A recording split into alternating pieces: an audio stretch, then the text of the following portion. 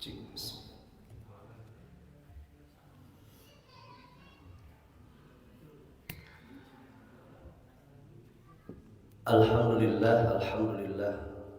alhamdulillahilladzi anara quluba ibadihil muttaqin binuri kitabihil mubin wa ja'alal qur'ana shifaa'an lima fis sudur wa hudan wa rahmatan lil mu'minin.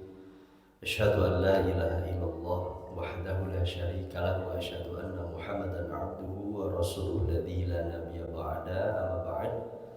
Rabbi shrah li sadri wa yassir li amri wahlul 'uqdatam min lisani yafqahu qawli. Allahumma la sahla illa ma ja'altahu sahla wa anta taj'alul hazna idza syi'ta sahla. Allahumma anfa'na bima 'allamna Allahumma anfa'na bima 'allamtana wa 'allimna ma yanfa'una wa zidna 'ilman. Baik hadirin fillah rahimani wa fillah, Bapak Ibu semua, alhamdulillah di bulan Syawal ini kita bisa melanjutkan kembali kajian tafsir. Di pertemuan sebelumnya, seingat saya kita sudah membahas tafsir surat Al-Alaq, At-Tin, kemudian surat Al-Qadar. Di malam kali ini kita akan bersama-sama tilawah hadirin surat Al-Insyirah, dan kita akan bedah penjelasan dari para ulama tafsir tentang makna dari surat Al-Insyirah. Baik, seperti biasa kita baca terlebih dahulu ini ayat pertama sampai ayat ke-8 di dalam surat Al-Insyirah. Nanti setelah itu kita akan bahas satu persatu hadirin ayat per ayat yang dijelaskan oleh para ulama tafsir. A'udzu billahi minasy syaithanir rajim.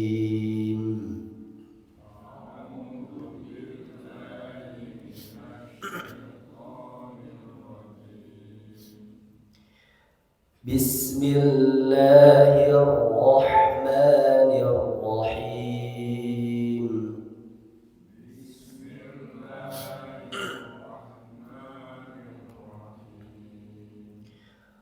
Alam nashrah laka sadrak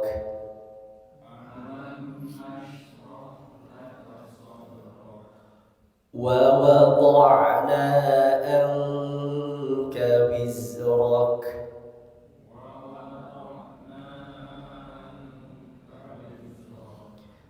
alladhi anqadha dhahrak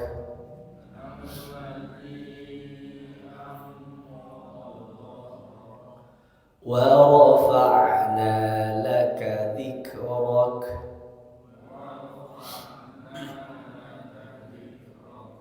fa inna ma'al usri yusra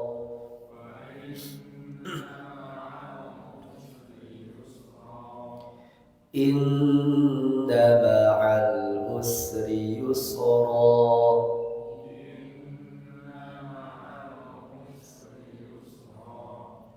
fa idza faragta fansab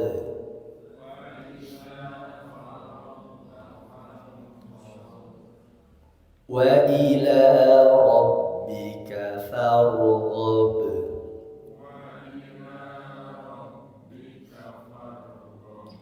Baik, alhamdulillah. Ini beberapa catatan cara membaca surat Al-Insyirah hadirin. Pertama, di ayat pertama cara membaca alam nashrah, haknya tipiskan hadirin. Ini hak kecil, bukan hak besar. Bukan alam nashrah, tapi alam nashrah. Roh.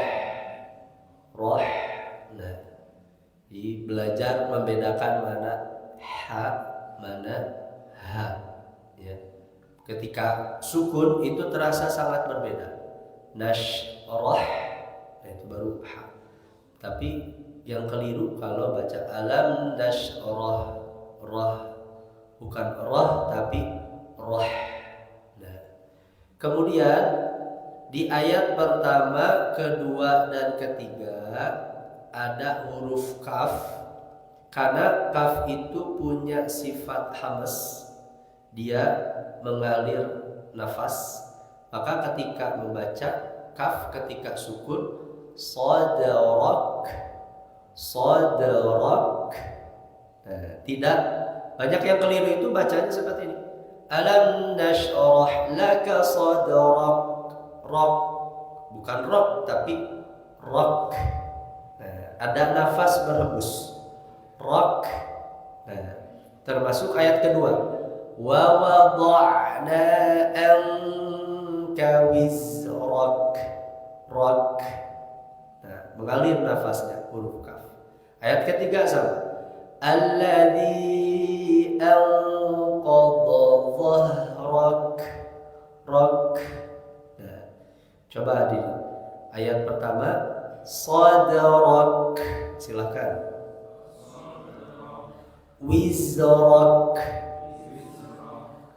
Dhahrak.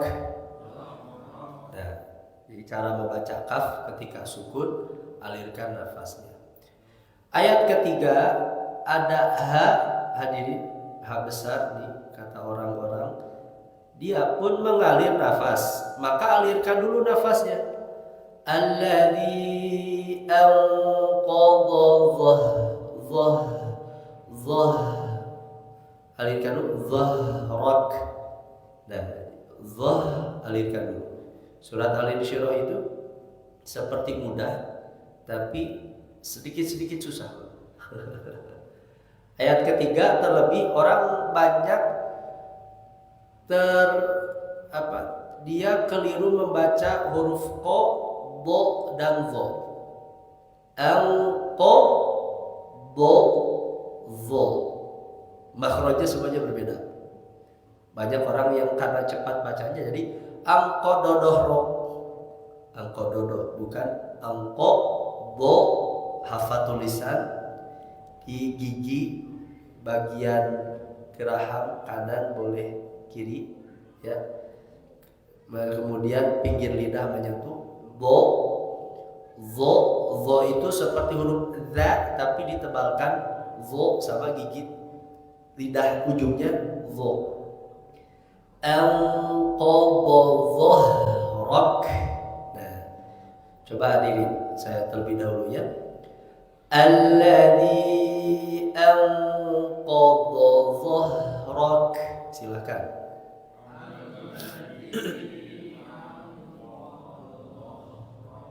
Nah, baik, alhamdulillah. Kemudian di ayat terakhir saja. Ini ayat ke-7. Banyak yang keliru ketika mengucapkan go sukun. Fa'idha farag.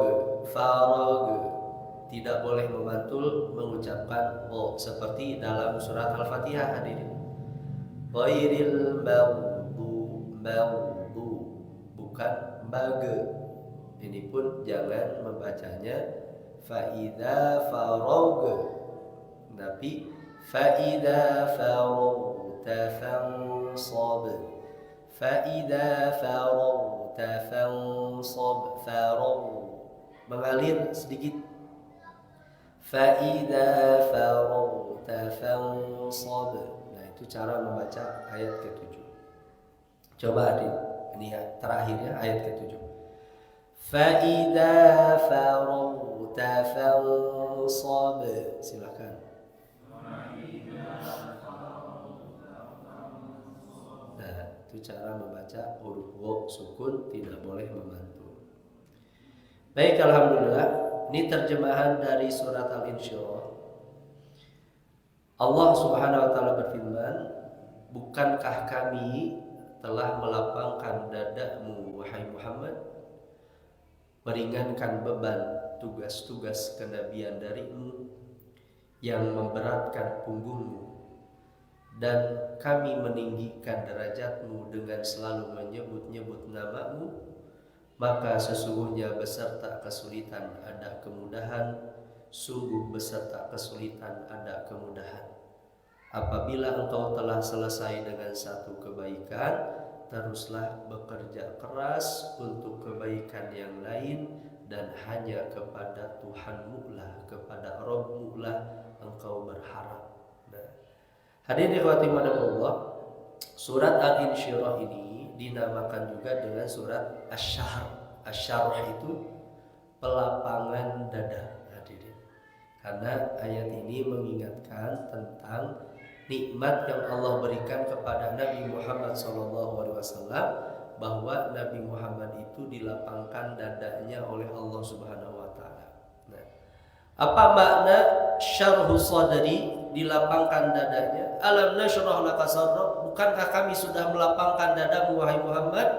Itu maknanya tausi'atu wa fadhu, Allah meluaskan, membuka dada Nabi Muhammad di qabuli kulli ma huwa minal fadhail wal kamalat an-nafsiyah, supaya Nabi siap menerima berbagai keutamaan, kemuliaan jiwa dimuliakan.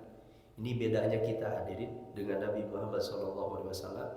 Nabi begitu mudah Pak beribadah kepada Allah, menghias dirinya dengan akhlak-akhlak mulia, karena telah dibersihkan dadanya oleh Allah Subhanahu wa taala.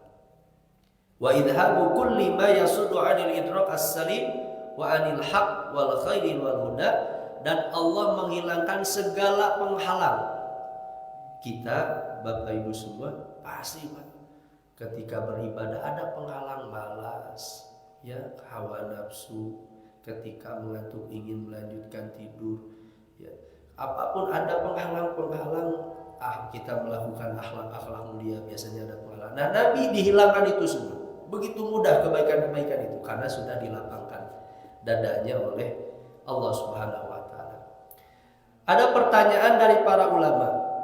Hati itu kan penyebutannya banyak hadirin. Dalam Al-Qur'an itu ada, dulu saya pernah sebutkan, ada sodurun seperti dalam ayat ini, ada kolbun, ada fuad, ada lubun. Jadi yang disebut hati itu, bagian dari jiwa manusia itu disebutkan dalam Al-Quran ada 4 sebutan. Pertama sodurun, kedua kolbun, ketiga fuadun, keempat lubun. Nah, kata para ulama, kenapa yang disebutkan itu sodrun? Alam nashrah laka sadrak. Kenapa enggak kolbun misalnya? Alam nashrah laka qalbak. Kalau kolbun, Pak. Atau misalnya kata yang lain fuad. Alam nashrah laka fuadak.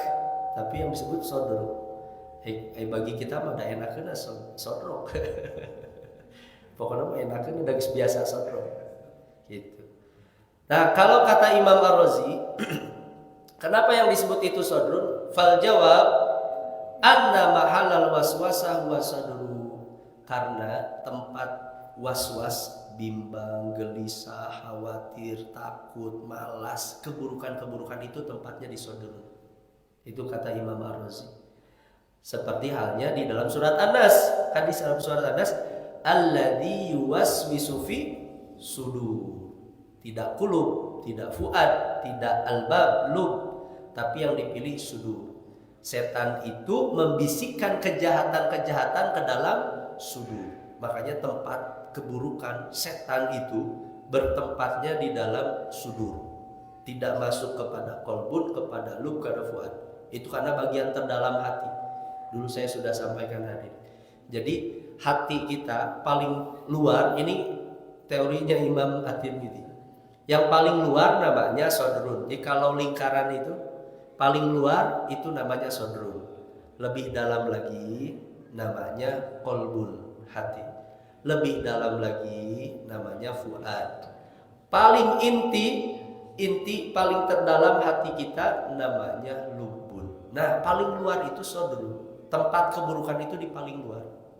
Makanya kata Imam Ar-Razi yang disebutkannya sodrun, tidak kolbun. Nah, faizalatu tilkal waswasah, maka dihilangkannya waswas, bisikan setan, keburukan-keburukannya karena bertempat di dalam sodrun. Makanya disebutnya sodrun, tidak kolbun, tidak fuad, tidak lub. Itu kata Imam Ar-Razi rahimahullah. Kalau kata Muhammad bin Ali At-Tirmidzi, Imam At-Tirmidzi mengatakan, kenapa tidak disebut kolbun Alam nashrah laka qalbak. Tidak qalbun hadirin. Karena kata Imam At-Tirmidzi, al-qalbu mahallul aqli wal ma'rifat. Hati itu tempatnya ilmu dan pengetahuan. Jadi dibersihkan itu karena qalbun itu tempatnya akal dan ma'rifat. Wa huwa alladhi yaqsuduhu syaitan fasyaitan yaji'u ila sadri. Dan setan itu datangnya bukan kepada qalbun tapi kepada sadrun, bagian luar hati manusia. Wa huwa hisnul qalbi, dan sadrun itu adalah bentengnya hati. Penghalangnya hati itu ada di sadrun. Fa idza wajada maslakan aghrafi, kalau setan menemukan celah masuk ke dalam hati manusia, setan akan menyerangnya lewat sadrun. Wa batha fihi al-humum, setan kemudian menghembuskan ketakutan, kekhawatiran, kegelisahan. Orang takut miskin, dia tinggalkan sholat karena ingin membela berdagang. Orang khawatir misalnya bisnisnya ketinggalan, dia tinggalkan ibadahnya. Dia bisikan setan-setan itu sehingga hatinya menjadi sempit, wala yajidu li ta'ah ladzah, dan dia tidak mendapatkan kenikmatan ketaatan kepada Allah Subhanahu wa taala. Karena setan itu menyerang di bagian dari sadrun itu. Nah, hadirin ikhwati Allah, Bapak Ibu semua, kapan pembelahan dada itu terjadi? Di dua peristiwa, hadirin. Pertama, ketika malam Isra. Isra Mi'raj. Isra itu artinya memperjalankan, Mi'raj artinya naik. Isra memperjalankan Nabi SAW dari Masjidil Haram ilal Masjidil Aqsa.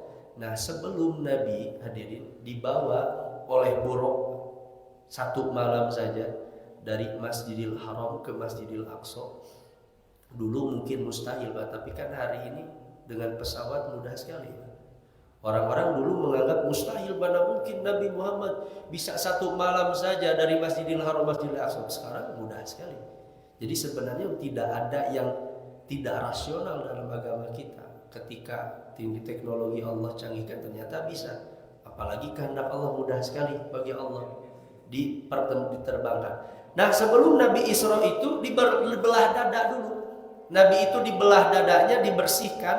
Ini berdasarkan riwayat dari Malik bin So'so'ah, Nabi dibersihkan dadanya oleh malaikat. Ini peristiwa pertama. Peristiwa kedua, ketika Nabi berusia 10 tahun. Jadi Nabi itu dibersihkan dadanya oleh Allah Subhanahu wa taala di waktu usia 10 tahun. Ini hadis riwayat Ahmad. Ini mohon maaf, bacaan lagi pusing. Jadi saya baca terjemahannya saja. Jadi kata Nabi di dalam hadis riwayat Ahmad, ketika saya berusia 10 tahun, datang seorang laki-laki di atas kepala Nabi. Nabi menceritakan, fauqa ra'si, di atas kepalaku rajulun, ada seorang yang berbicara seperti ini kepada orang lain. Ini orangnya? Ya, katanya. Kemudian dia menghadap diriku, dadaku dibelah, dibersihkan diriku. Ini dalam riwayat itu dikeluarkan hasad, dengki, ya, penyakit-penyakit hati dari Nabi SAW. Kemudian dimasukkan kelembutan, rasa kasih sayang, hadirin, kemuliaan dimasukkan ke dalam hati Nabi SAW. Nah, ini peristiwa kedua ketika Nabi SAW berusia 10 tahun. Jadi dua. Jadi alam nashrah laka sadrak, bukankah kami Muhammad sudah melapangkan dadamu? Maksudnya dua kali peristiwa itu. Yang itu Nabi sendiri merasakan sendiri, Pak. Ketika usia 10 tahun dan ketika Isra. Ayat ini sebagai tasliyah. Tasliyah itu penghibur bagi Nabi ketika dakwah semakin berat. Dan itu semakin berat, ingat bahwa Nabi itu pernah dibersihkan oleh Allah secara langsung, hadirin. Melihat para malaikat secara langsung. Nah, ini sebagai penghibur bagi Nabi SAW. Kemudian, hadirin ikhwati fillah, wa wada'na anka wizrak alladhi anqadha dhahrak, dan kami menghilangkan kesulitan-kesulitan darimu. Alladzi anqadha dhahrak, yang memberatkan punggungmu. Nah, apa maksud ayat kedua dan ayat ketiga ini? Maknanya, laqad syarahna laka ayyuhar rasul al-karim, kami sudah melapangkan dadamu wahai Rasul, wa azalna anka ma athqala dhahrak, dan kami hilangkan segala beban yang ada di punggungmu, min a'ba'ir risalah wa asamnaka minadz dzunub wal atham. Kami lindungi dirimu Muhammad dalam menyampaikan risalah, dan kami jaga dirimu dari dosa-dosa. Wa tahharnaka minal adnas, kami sucikan dari keburukan-keburukan, kotoran-kotoran hati. Ini yang dimaksud wa wada'na anka wizrak alladzi anqadha dhahrak. Tapi kalau kata Imam Ibnu Katsir, yang dimaksud dengan wa wada'na anka wizrak itu maknanya liyaghfira lakallahu ma taqaddama min dzanbik. Allah mengampuni dosa-dosa Nabi Muhammad yang telah lalu dan yang akan datang. Tentu meskipun hadirin Bapak Ibu semua, Nabi itu tentu tidak pernah melakukan dosa. Tapi andaikan Nabi itu pernah melakukan kesalahan, pasti diampuni dosa-dosa Nabi, kesalahan-kesalahannya di masa yang lalu dan masa yang akan datang. Nah, maksudnya wa wada'na anka wizrak alladzi anqadha dhahrak itu Allah mengampuni segala dosa-dosa Nabi.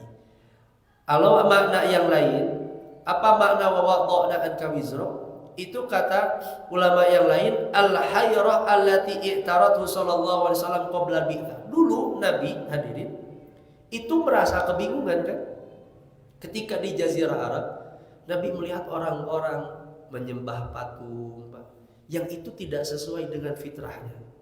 Mungkin ada tergerak dari Nabi, hadirin, melihat keluarganya, orang-orangnya, hadirin, ya, itu menyembah patung yang itu tidak sesuai dengan fitrahnya. Kemudian Nabi berpikir ketika itu, memikirkan kaumnya yang beribadah kepada berhala-berhala, wa aiqana bi saqibi fikrihi an lil kauni khaliqan wal jadiru bil ibadah. Kemudian Nabi kan bertahanus lama merenung diri, siapa sebenarnya pencipta sebenarnya itu, siapa Tuhan sebenarnya itu. Ketika Nabi kebingungan itu melihat orang-orang beribadah kepada berhala-berhala, kemudian Allah turunkan wahyu kepada Nabi SAW. Ketika Nabi kebingungan ingin mencari siapa Tuhan sebenarnya, Allah Rabb sebenarnya, kemudian Allah turunkan wahyu kepada Nabi SAW dan kebingungan itu dihilangkan. Nah, itu maknanya wa wada'na anka wizrak alladzi anqadha dhahrak. Dulu Nabi kebingungan, kemudian dihilangkan kebingungan itu oleh Nabi SAW, oleh Allah Subhanahu wa taala. Kemudian ayat keempat, hadirin ikhwati iman, wa rafa'na laka dzikrak, Muhammad, kami mengangkat dzikrak, nama-namamu, penyebutan-penyebutanmu. Nah, lihat tadi Nabi Muhammad SAW dimuliakan oleh Allah Subhanahu wa taala pertama dalam penyebutan syahadat. Orang masuk Islam, Pak, enggak sah kecuali dia harus mengatakan asyhadu an la ilaha illallah wa asyhadu anna Muhammadan Rasulullah. Nabi disebutkan dalam mengucapkan kalimat syahadat. Bahkan setiap at-tahiyat kita kan tasyahud pasti membaca, hadirin, syahadat itu kepada Nabi SAW. Ketika adzan, hadirin, disebutkan nama Nabi SAW, hadirin, ketika adzan. Nah, ini ketika wafil iqamah, ketika iqamah juga, hadirin, wafit tasyahud, dan dalam ibadah-ibadah yang lain nama Nabi SAW disebutkan. Ini Allah memuliakan Nabi dalam beberapa ibadah, nama-nama Nabi SAW itu disebutkan. Makanya nih hadirin, di antara adab kita jika disebutkan nama Nabi, kita mengucapkan sallallahu alaihi wasallam. memang para ulama berbeda pendapat tentang kewajiban. Kalau mazhab Syafi'i wajib, pokoknya nama Nabi disebut wajib mengucapkan sallallahu alaihi wasallam. Makanya saudara-saudara kita di NU kalau disebut Muhammad semua langsung sallallahu alaihi wasallam. Karena bagi mereka wajib. Tapi bagi ulama yang lain, ulama-ulama usul fikih enggak, wajibnya cuma sekali, sisanya sunnah. Jadi kalaupun kita menyebutkan nama Nabi Muhammad kemudian kita tidak mengucapkan sallallahu alaihi wasallam, sebenarnya enggak sampai dosa. Itu ulama usul fikih. Karena kan di dalam Al-Qur'an perintah innallaha wa malaikatahu yusholluna 'alan nabi. Kemudian perintah shallu 'alaihi wasallimu taslima, bersalawatlah kalian kepada Nabi. Ketika perintah itu sudah dilakukan maka gugur kewajiban itu. Maka sisanya sunnah. Kewajibannya cuma sekali. Itu ulama sufi. Kalau Imam Ibnu Taimiyah kewajiban membaca sholawat itu ketika berdoa. Jadi kalau kata beliau, doa kita tidak akan menembus langit kecuali kita harus bersolawat dulu kepada Nabi Sallallahu Alaihi Wasallam. Ini kemuliaan Nabi. Tapi terlepas dari hukum apakah wajib sunnah, sebisa mungkin kita kalau bisa menyebut nama Nabi, hadirin, kita barengkan Sallallahu Alaihi Wasallam.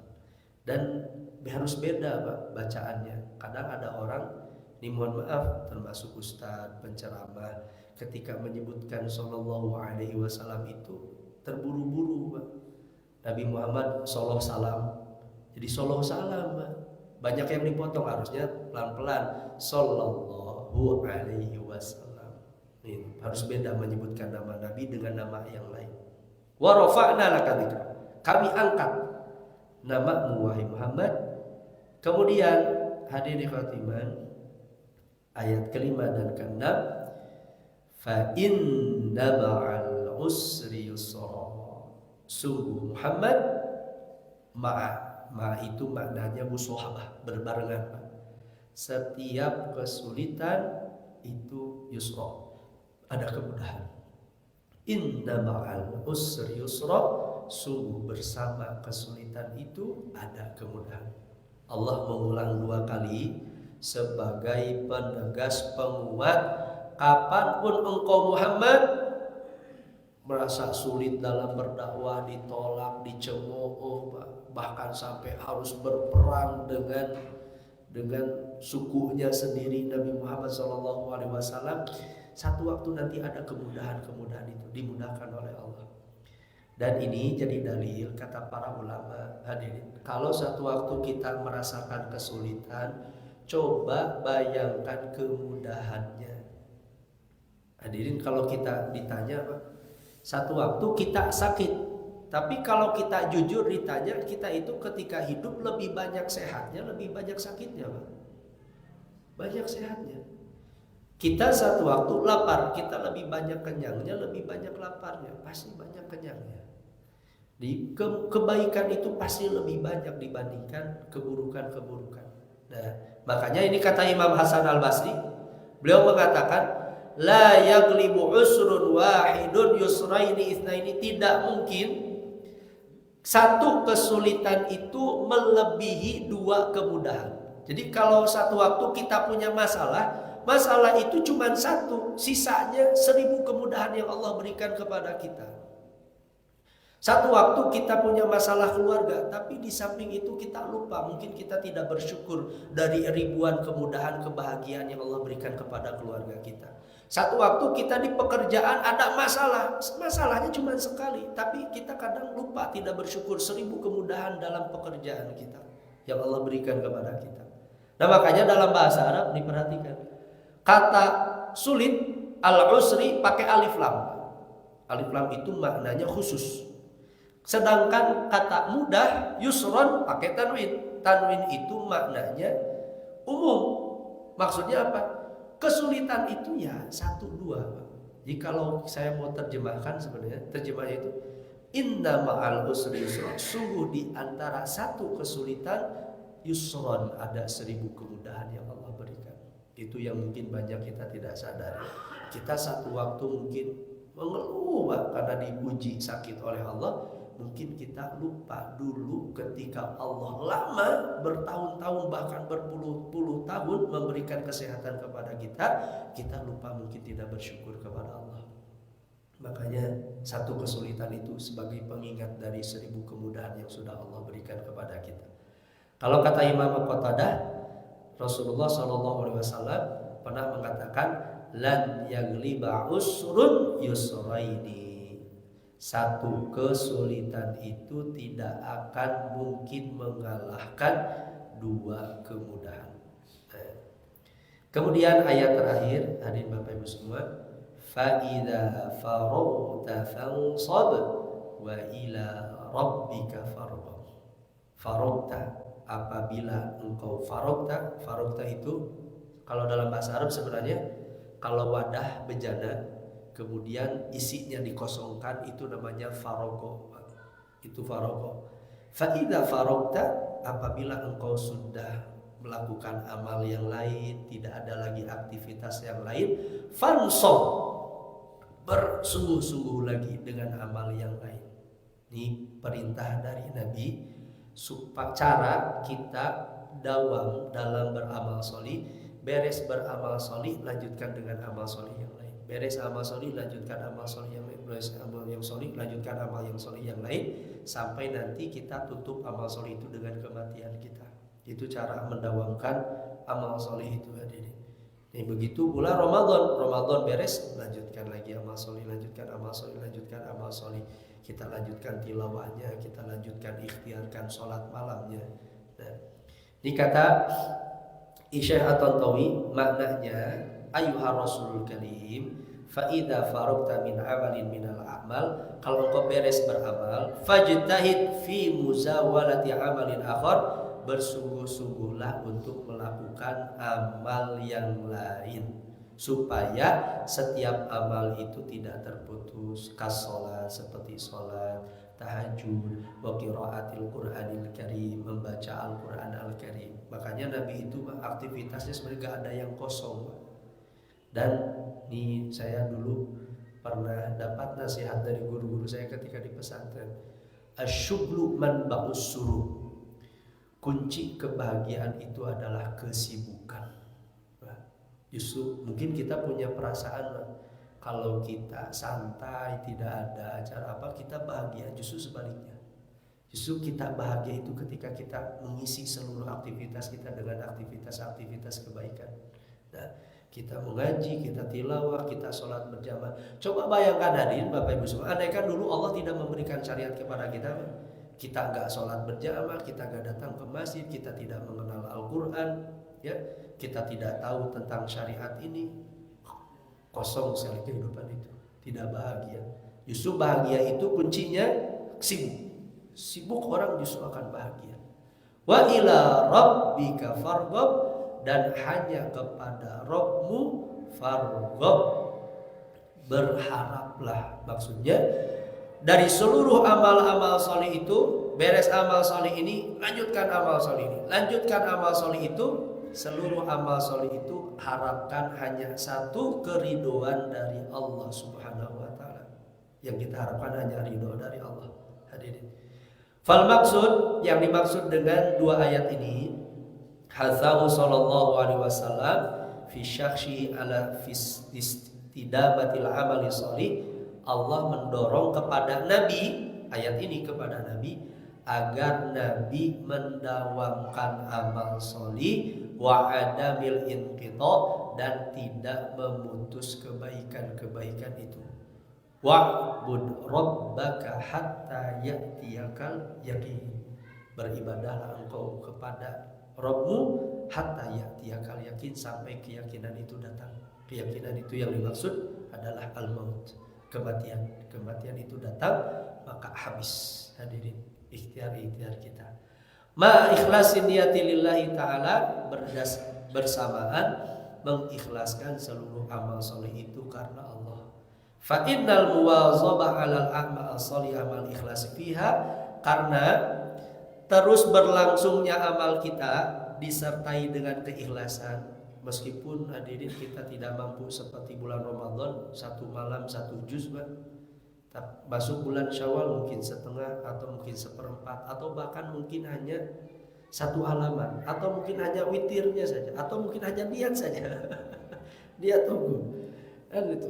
Tidak sama, tapi dawam aja, ikhtiarkan saja. Dawam tapi disabaringi dengan ikhlas, itu yang akan mendorong seorang merasakan kebahagiaan. Laisa ba'daha sa'adah, karena tidak ada kebahagiaan setelahnya kecuali kebahagiaan nanti yang hakiki, itu adalah kebahagiaan akhirat selama-lamanya. Baik, wallahu a'lam bishawab. Hanya itu mungkin hadirin ikhwati iman untuk malam kali ini di surat Al-Insyirah. Insyaallah nanti di pertemuan selanjutnya kita lanjutkan ke surat yang lain. Di surat Al-Insyirah mendorong kepada kita ini kemuliaan Nabi SAW, dan ini dorongan kepada kita kesulitan apapun yang kita hadapi, Allah siapkan kemudahan-kemudahan untuk kita. Subhanakallahumma wa bihamdika asyhadu an la ilaha illa anta astaghfiruka wa atubu ilaik. Aqulu qouli hadza wa astaghfirullah li wa lakum. Assalamualaikum warahmatullahi wabarakatuh.